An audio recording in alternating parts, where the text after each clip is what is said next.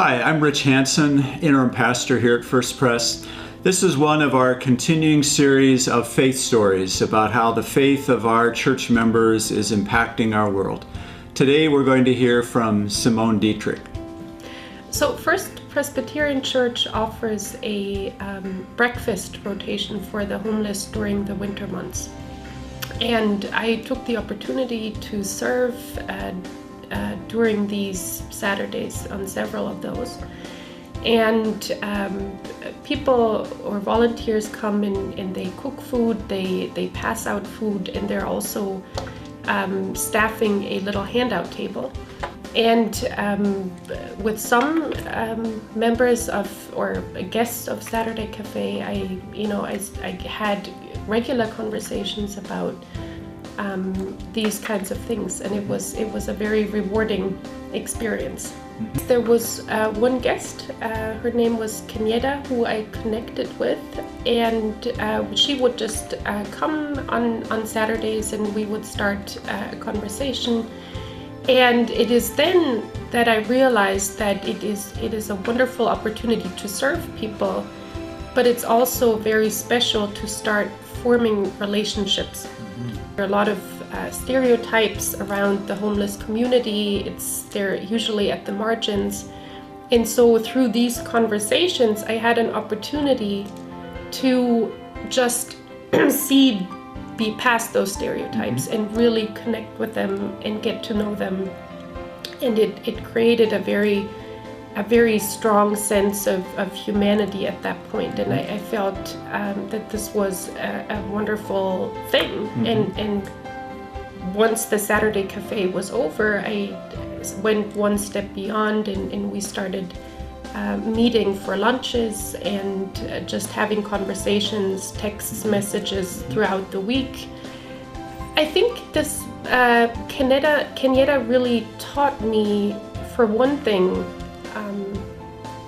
how to remain faithful and positive in the face of adversity. I mean, it's truly amazing the degree of discrimination they face, also the hardship on a very basic level of survival. She has a tremendous inner strength. She's expecting at the moment. She has a little girl. And so Kenyatta actually has managed to pull off a job. She's working now full-time at a local store here in town and is really very methodological about putting her life back together. And it was, the little pieces of advice I could give here and there on how to do that was, I hope, helpful to her, but also very good for me to just pass on some of what I know.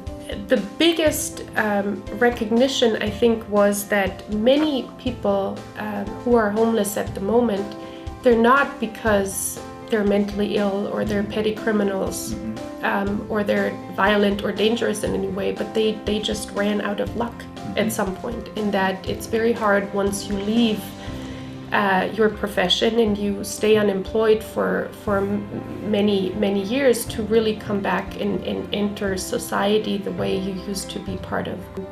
The kind of relationship you have with people who are just fundamentally grateful for attention, right? For being treated with respect.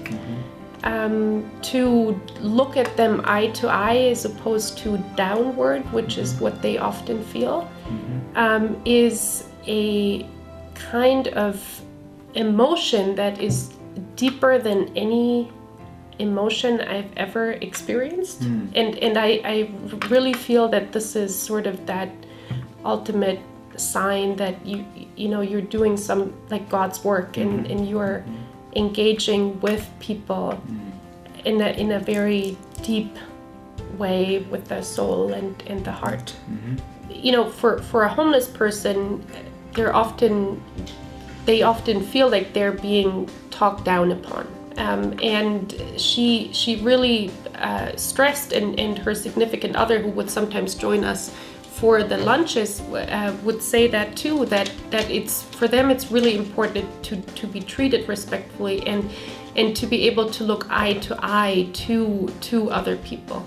And that, when they said that, I mean, that was initially a bit shocking for me, because it's not something we think about, but truly when we walk around on the streets, we don't always see people on the side of the road and sitting on the street and begging for help. And so it was not doing that and showing her respect that way was a very simple but very important thing that I was able to do, and it made me feel very good, and it made me feel that I was doing God's work right here in Colombia. Simone began this relationship she's shared with us about at the Saturday Cafe that happens here at First Pres for 3 months during the coldest months of the year, every Saturday morning, feeding 30, 40, 50 or more folks who need a hot meal and also need the love of Jesus. One thing she was too modest to say that I want you to know at the end of her story is that she recently moved from Colombia, and she donated free of charge all of the appliances in her apartment to Kenyatta, so that Kenyatta could have those appliances to begin the new home that she is building for herself. In that way, I think by her actions, her love, and also her deeds, Simone is giving us a great example of what it means to be a disciple of Jesus Christ.